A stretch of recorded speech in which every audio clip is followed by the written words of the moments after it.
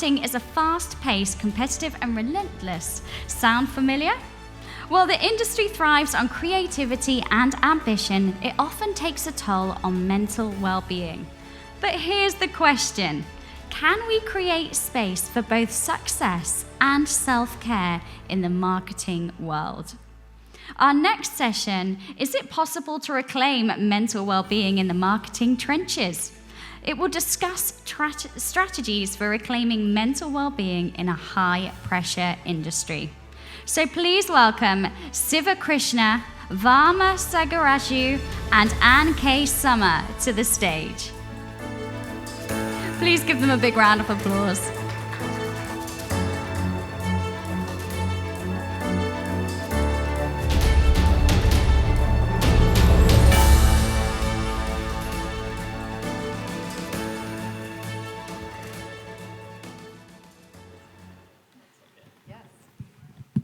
Hi, everybody. Hello, hello. I said, hi, everybody. There you go. I know we just had lunch, right? It's so easy to feel sluggish. And this is a fun room. Look at this. It's like a discotheque. You can't really see anybody out there. I was up in CXO. All the lights are on up there. Yeah, maybe I can quickly introduce myself. Yeah. And so I'm Shiva, based in Dubai. I've been in the marketing space for 15 plus years. Right now, I started my own startup, and I'm the co-founder and the CMO. So yeah, we can talk about some fun stuff and also some well-being stuff as well. Yeah. I'm Ann Summer. I don't know, there's some of you I've met here, some I haven't. I've been a physician assistant practicing medicine and operating for 26 years, and I did my own startup company. I'm the CEO, founder, COO, CMO, CFO. You guys know how it is, probably. I'm new to marketing in the sense of marketing, but not in the sense of how to get yourself out there, how do you make a name for yourself, and that kind of thing. Back to you. Sorry, can you repeat the question again? I said back to you. No, I mean, so maybe I can ask a question like we were chatting off stage, right? So how do you? I mean, you've been in this space for quite some time. You played different roles. So how do you see the well-being in marketing space, and what are the things that you suggest for folks in the marketing space to take care of? Mm-hmm. Yeah. So it's how do we find happiness in the marketing space? I think that it's a great question. And where I was as an employee working for somebody who did marketing for me, meaning they would throw my picture out here or there, and then to move over into my own space, I will say this. I remember it was scary. And I remember throwing out like a social post, and I remember retracting it. And then I would be like, ugh, I'm not sure if it was right. I don't know what people think.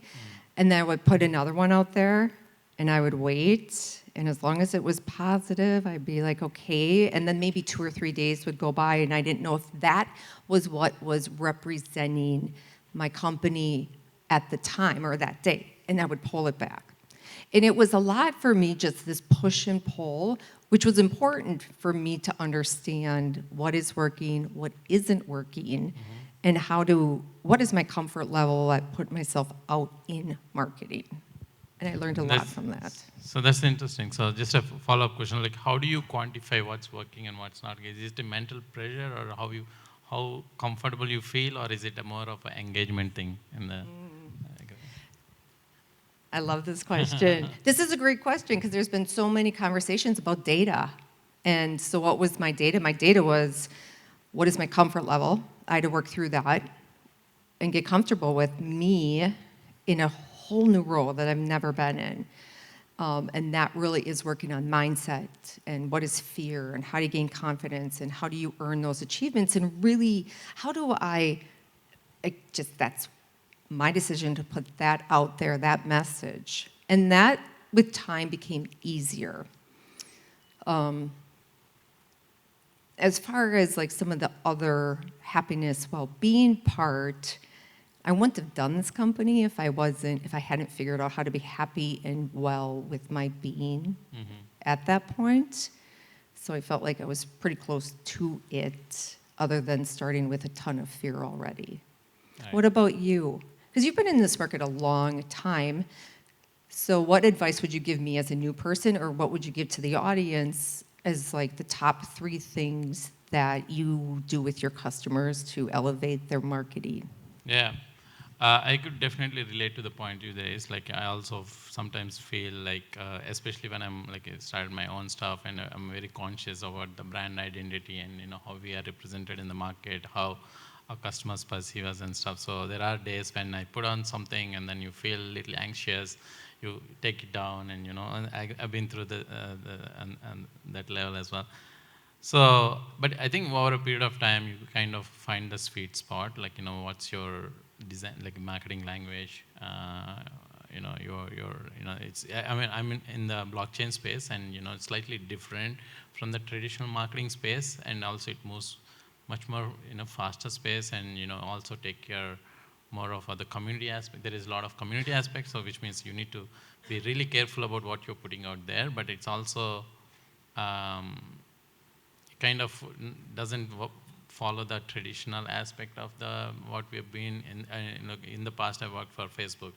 The things that I learned there, I have to unlearn a lot of stuff as well, right? So, to answer your question, I think over a period of time, like figuring out that sweet spot and that the design language, the marketing language, and then empower rest of your team to follow and kind of let go sometimes, so that you don't have to be kind of a OCD for making sure everything. Obviously, not everything will be perfect all the time, but yeah, over a period of time, like empower your team and design the processes that you have some quality checks and you can sleep better. What if you're the only team member? Yes, I've been there in that shoes as well. But those are the definitely tough period, but it's also exciting and interesting, because those are the formidable days where you find your identity, right? Like you want to create something unique about your space and your company.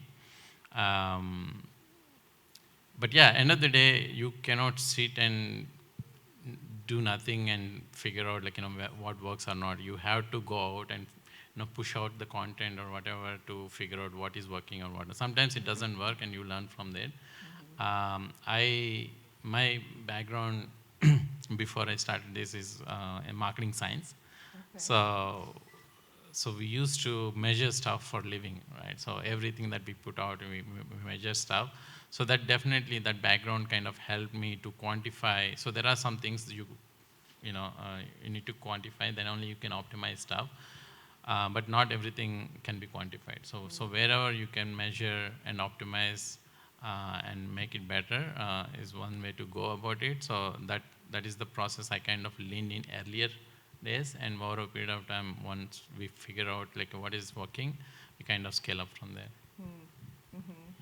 I love okay, so the generalization of we find data, and are there secrets to collecting data that is like an app? Is it a spreadsheet? Is it hire a company? Like, does everybody here have data? If everybody has questions, you can ask us if you want us to answer some specifically. But I find it interesting. You said you worked for Facebook and you had to unlearn rules. Facebook, I feel like, has changed significantly. I had a very active group. It got hacked, wiped me out, made another group. Now I'm getting threatened that I'm breaking the rules, and I don't think I'm breaking the rules. When it comes to that kind of thing, I'm doing marketing, or somebody in a bigger company, whatever the size is doing marketing, what are these rules that are out there? Are there basic rules? Are there like a spreadsheet of rules for marketing so that you don't get wiped out off of social media or off of some other platform? Yeah, I mean, definitely, I mean, there are two aspects of it, right? Like, so unlike many people, I think the perception of how Facebook handles as a platform has changed over last few years. But when I was there, especially after Cambridge Analytica, if anyone remember, there's a lot of backlash, and the perception is that we don't care about the users' data. That is not necessarily true. Like who someone worked there, but of course, there are things definitely could be done better. And also, I think especially like the reason I choose to do like on the blockchain space and more inclined towards the decentralized, owning your own data is what we advocate being in the blockchain space, right? Decentralized applications and stuff. So that is aspect. Obviously, I kind of have a different opinion about big organizations, right? Like these organizations control the data, and they kind of, just to give you an example, like when I was there, like they could change the algorithm, and then that change could decide the fate of SMB, many millions of SMBs, right? So that particular aspect is, for example, is not something I would appreciate much. But to tackle that, to answer your question, right? Of course, there are some guidelines and best practices how you can keep your data safe. You're following the cybersecurity principles and stuff. But at the same time, I think over a period of time, I think where we are heading towards is more of interoperability, meaning you're not depending on a particular platform, and if they shut down or they deplatform you, you're not losing your followers, or you're not losing the whole brand that you created for your company or a personal brand. So that you can, like for example, like you can keep your data and then bring it to some other platform if you wish, right? So that is the world where we are right now. It is more of an internal thing. It's still a walled garden, but because of the decentralized applications, that is possible. That now you don't have to depend on a platform and then you risk of deplatforming yourself. So, so then let's jump into off social media marketing. So that's kind of where it gets big, right? Big, bad, putting yourself out there a little bit more. How do you stay happy and keep your well-being with that? Is that something that your company does see that you have to work people through? If they're saying like, okay, we're going to launch you bigger, we're going to make you go, say, international, we're going to run this ad or this marketing campaign.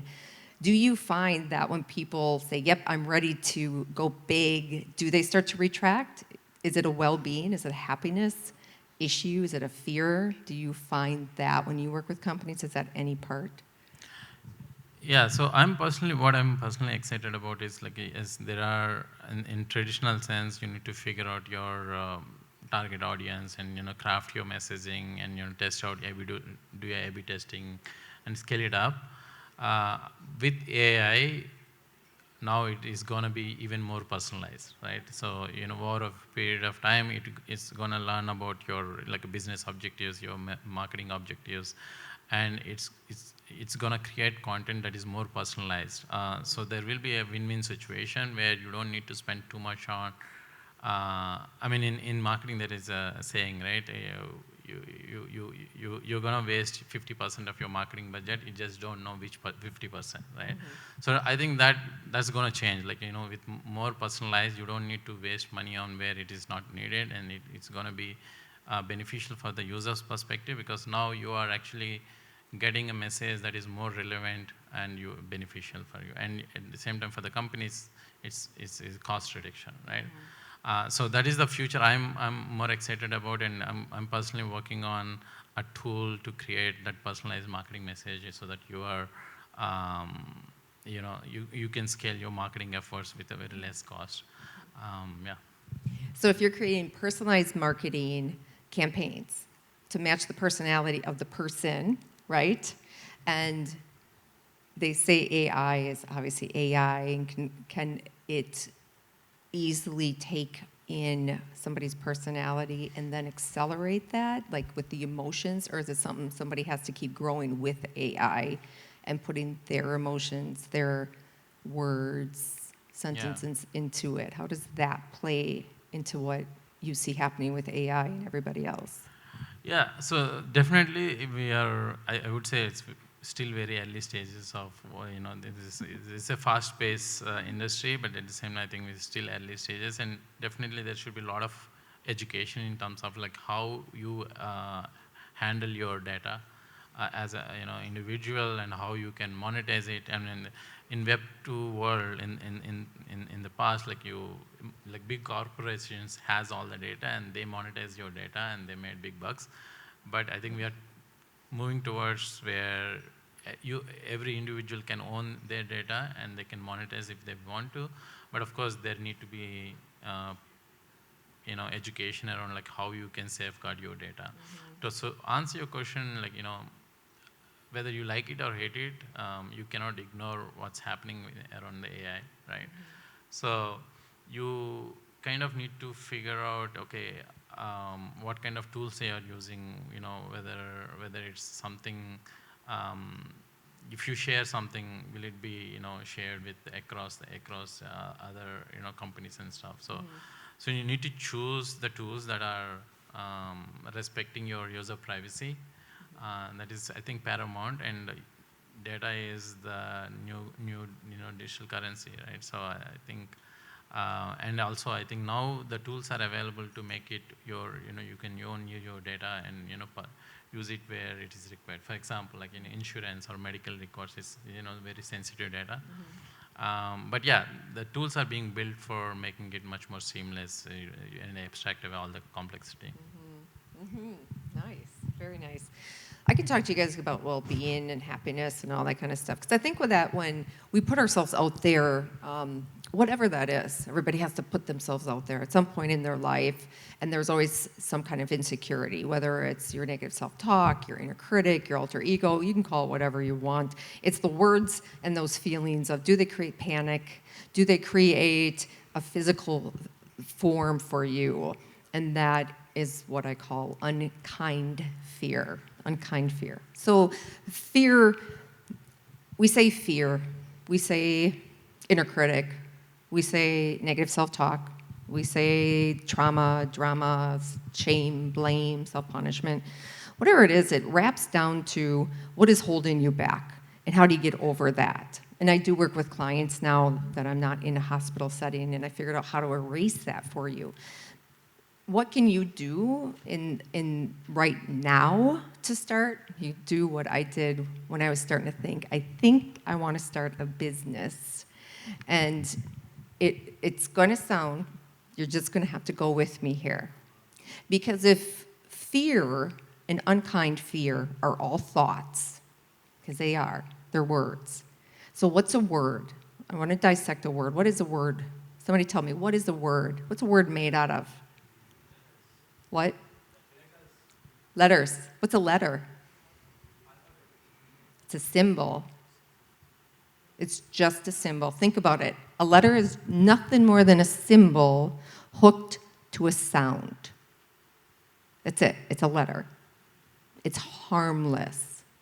But we string symbols together to make words, and we string words together to make sentences around the world. Everybody has this common philosophy.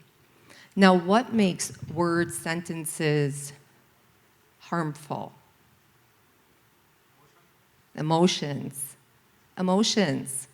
Emotions are energy. We have good energy and we have that bad energy.